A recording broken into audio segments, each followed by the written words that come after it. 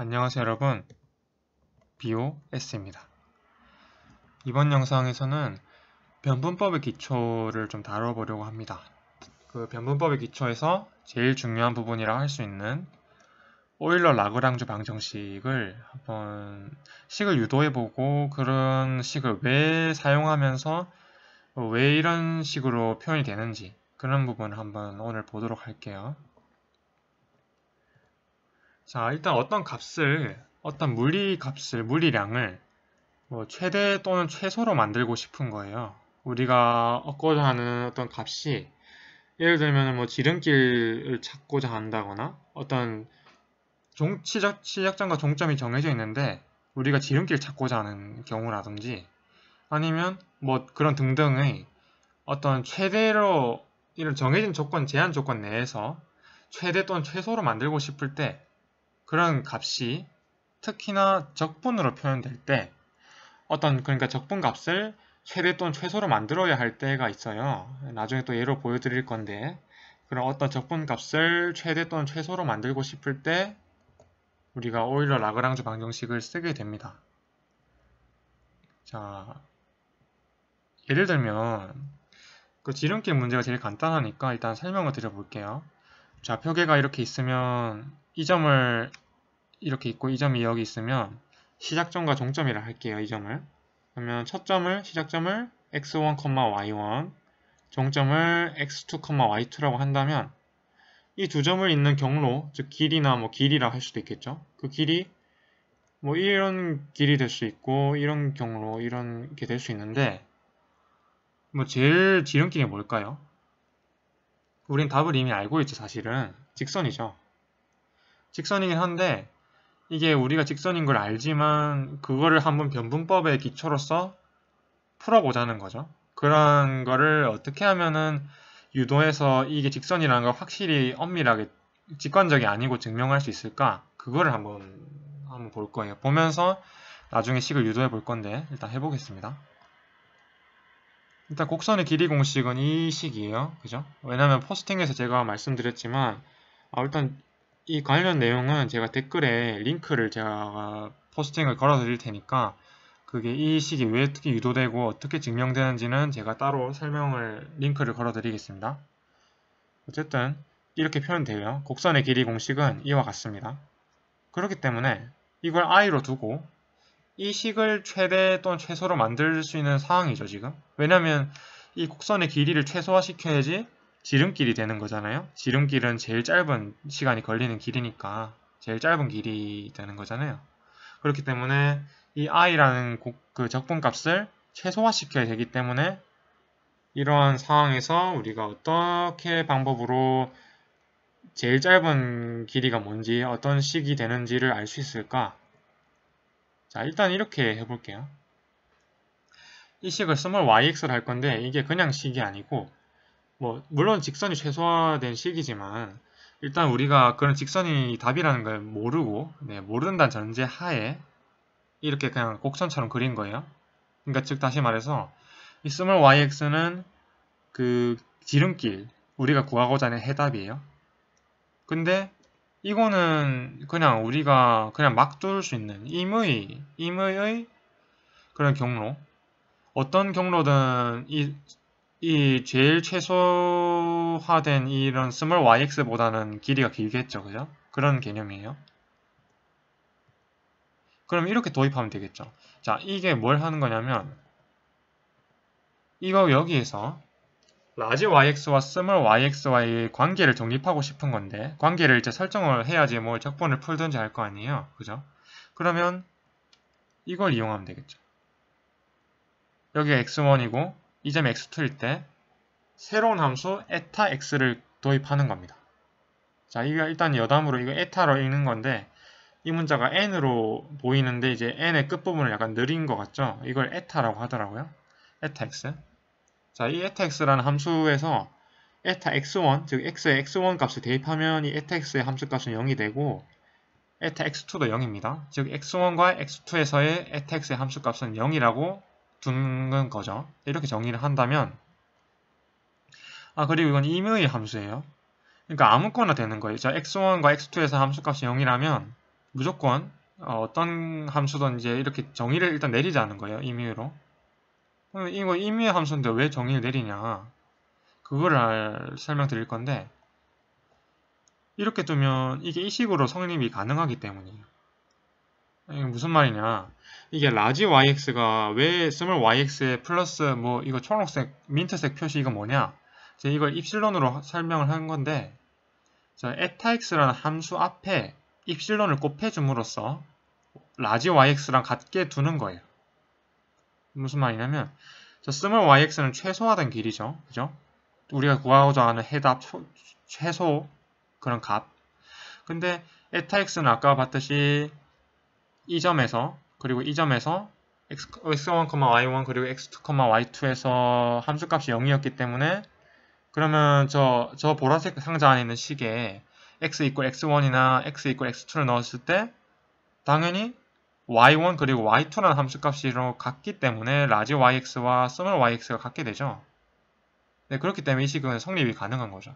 끝점에 성립하고 그리고 끝점에 성립함과 동시에 입실론은 4개 변수로서 하는 건데 4개 변수가 뭐 별다른 말이 아니고 그냥 에타x라는 임의의 함수를 스몰 yx에 어떤 값을 더해줄 때 그냥 더해주면은 그게 라지 yx랑 같다는 보장이 없으니까 네, 그냥 저 에타x에 4개 변수를 곱해줘서 라지 yx가 되게끔 스몰 yx에 더해주면 네, 라지 yx가 되게끔 보정해주는 그런 메꿔주는 값이라고 보시면 되겠습니다. 그리고 곡선의 길이 공식은 이 공식이었으니까 이렇게 대입할 수 있죠. 자, 이게 왜 그러냐면 우리가 지금 스몰 yx로 찍으면은 이게 혼동이 심할 수 있어요. 그러니까 이거는 우리가 여기 만약에 스몰 yx를 그대로 써버리면 저 파란색 yx가 된다는 말인데 네, 그건 아니죠. 우리가 지금 이거 축소된 길이, 최소화된 길이를 구하려고 하는 건데 그걸 대입한다면 이미 답을 알고 있다는 모순이니까 그렇게 하지 말고 그냥 이렇게 대입하면 되죠. 네, 우리가 구하고자 하는 건 임의의 함수에 대한 적분을 풀어서 스몰 yx를 구하려고 하는 거니까 네, 구하려고 한다기보단 이 스몰 yx를 이용해서 어떻게 관계를 정립해 갈지를 보는 거죠. 그러면 이제 이거를 i라고 두고 그리고 이 적분값을 최소화시키려는 거니까 이 관계를 이용해서 입실론이 0일 때 라지 yx가 스몰 yx인 거 이해되시죠? 그럼 이게 성립하죠. 같은 말이죠. 왜냐하면 라지 yx가 스몰 yx라는 거는 그 임의의 그런 길이가 최소화된 길이라는 건데 그 말은 미분의 정의에 의해서 우리가 수능 때 했듯이 고등학교 때 했듯이 어떤 미분하면 미분에서 0이 되면 최대나 최소를 가지거나 뭐 그런 거잖아요. 최대나 최소를 가진다는 의미잖아요. 그래서 최소를 가지려면 그런 입실론에 대한 도함수가 0이어야 되겠죠. 이게 왜 이러냐? 입실론에 대해서 변하니까요. 그러니까 x에 대해서 미분하면 의미가 없고 우리가 지금 왜 입실론에 대해서 미분한 게 0이 되느냐? 입실론이 0일 때 최소화된 길이를 가지는 거니까 입실론에 따라서 입실론에 대한 변화율이 0일 때 그때 어떤 극값을 가진다는 거죠. 그런 의미예요. 그러니까 다시 말해서 우리가 수능 때 했던 개념을 수능 때 했듯이 그런 개념을 이용하면 입실론 이꼴 0일 때 di d 입실론은 0이 되어야만 그때 라지 yx가 스몰 yx가 된다는 그런 해답을 얻을 수 있을 것이다. 그럼 일단 이게 성립한다는 걸 이제 이용해서 저걸 이제 이렇게 미분해주면 되겠죠. 자, 딱 봐도 미분이 아니고 죄송합니다. 적분 해주면 잠시만요. 네, 맞죠. 네, 이걸 미분해 줄 건데 di d입실론이라는 건 저 i를 입실론에 대해서 미분해 주는 거예요. 그러면은 루트 1 플러스 y 프라임 제곱을 미분해 주면 되는데 일단은 합성함수 미분해 주기 전에 이렇게 미분 가능하죠. 루트 x의 미분은 2루트 x분의 1이니까 이렇게 일단 미분하고 저 안에 있는 1 플러스 y 프라임 제곱을 미분하면 2y 프라임 1 날라가니까 근데 또 우리는 x에 대해서 미분이 아니고 입실론에 대한 미분이니까 이렇게 또 곱해줘야 되겠죠. 이거는 고등수학 기초니까 이해되시죠? 그죠? 혹시 안 되시면 댓글로 질문 주시면 제가 상세하게 또 최대한 답을 드려보겠습니다.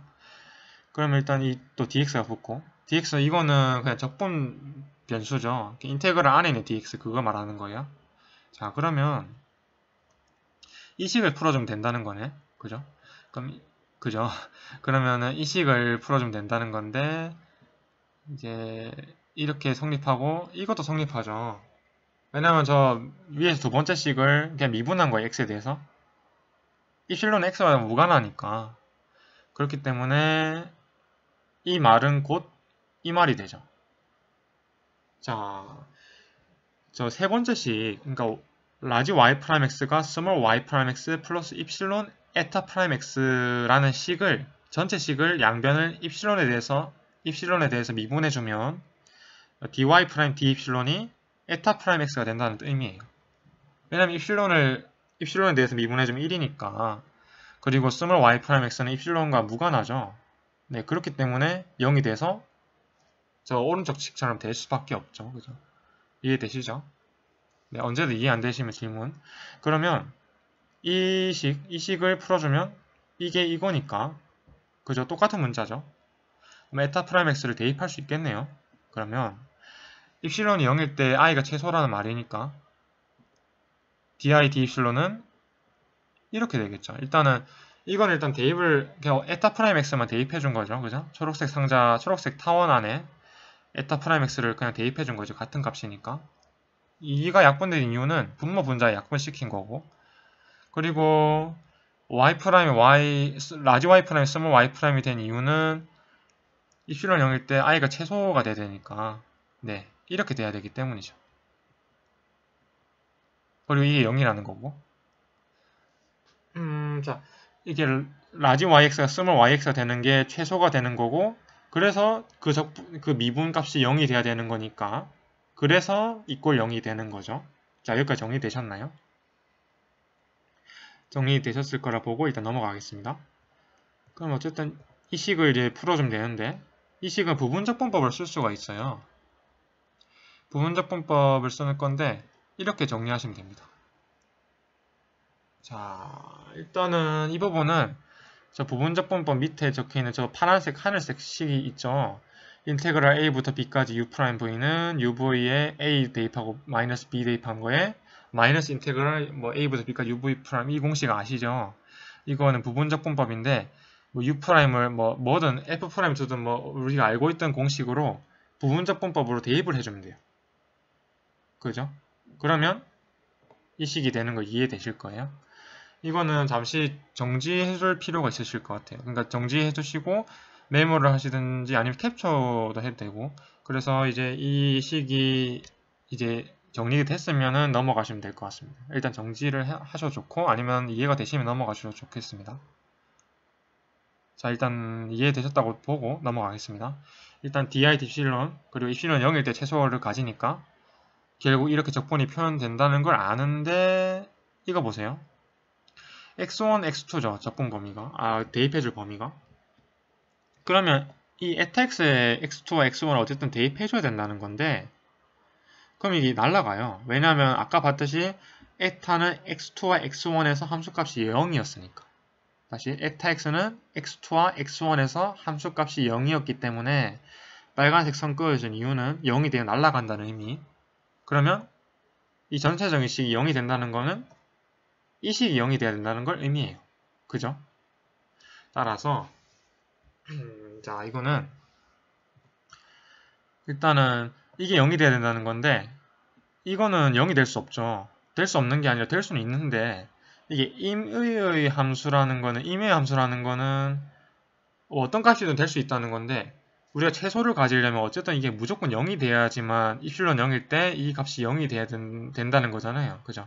왜냐하면은 라지 y 프라임이 아닌 스몰 y 프라임을 대입했으니까.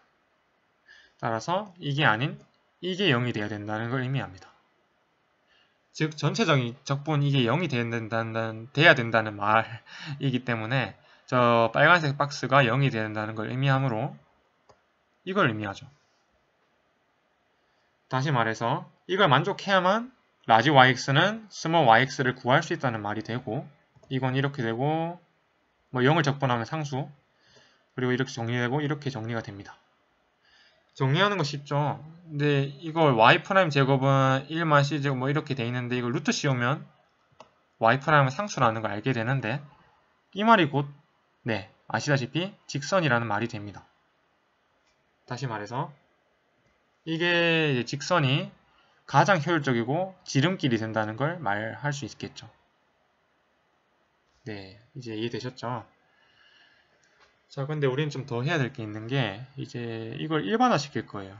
이 식을 이제 적분에 이제 최소화시키기 위해서 우리가 애를 썼지만 이제 이걸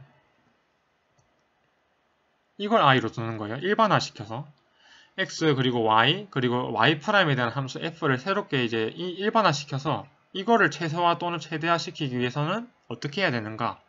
그걸 유도를 해보겠습니다. 일단은 이거는 계속 성립할 거예요. 왜냐하면 라지 yx라는 거는 단순히 길이만을 의미하는 건 아니죠. 어떻게 보면 물리 값을 어떤 임의에 우리가 최소화시키거나 최대화시키고 하자 하는 물리량 값을 의미하는 거기 때문에 거기에다가 small yx는 우리가 최대화 또는 시킨 그 결과물, 그러니까 최대값 또는 최소값 yx의 최소값, 최대값. 그리고 입실론 에타x는 그걸 임의 함수로서 관계를 정립해주는 그런 메꿔주는 그런 거라고 했죠. 그죠? 매개 변수로서 작용하는 입실론. 이 small yx는 다시 말씀드리지만 극소 또는 극대죠. 쉽게 말하면. 그러면 입실론이 0일 때 이렇게 되니까 이거는 기억나시죠? 입실론 0일 때 di d 입실론이 0이 된다는 거. 그럼 이 식을 풀어주면 되는데 미분해주면 이렇게 되죠. 이거는 미분이 안에 들어갈 수 있어요. 왜냐하면 x에 대한 적분인데 입실론은 x와 무관하니까 p적분 함수를 바로 미분해줘도 상관이 없다는 정리가 있죠. 네, 편미분의 정리인데 이 편미분에 대해서는 제가 추후에 블로그에 올리도록 하겠습니다. 일단은 이거는 당연하다고 생각하시면 되겠습니다. 이런 정리가 있기 때문에 또 이거는 또 연쇄율 법칙이라고 체인 룰이라고 하죠. 연쇄 법칙인데 라운드 f 라운드 y dy d 입실론 플러스 라운드 f 라운드 y 프라임 dy 프라임 d 입실론이 라운드 f 라운드 입실론이라는 걸 의미합니다. 그죠? 이거는 연쇄 법칙인데 이것도 추후에 올릴 건데 블로그에 네, 이것도 당연하다 생각하셔야 되는 게 편미분에서 제일 기초가 되죠. 중요한 식이기 때문에 연쇄 법칙을 꼭 참고해 주시면 감사하겠습니다. 이거는 검색해도 나오고 이제 아시는 분들도 많을 거예요. 그러면 이 dy d입실론이 에타x가 되는 거 기억나시나요? 자, 저 두 번째 식 하늘색 박스 밑에 있는 식을 입실론에 대해서 미분해주면 에타x가 되죠. 이걸 대입하면 되겠죠, 그냥? 이게 dy d입실론이 에타x라는 말이고, 이거는 dy 프라임 d입실론은 오른쪽에 있는 거. 이거는 네, 에타 프라임 x가 되겠죠. 그냥 저 두 번째 식을 미분하면 이게 되는 거 이해되시겠죠? 입실론 날아가니까.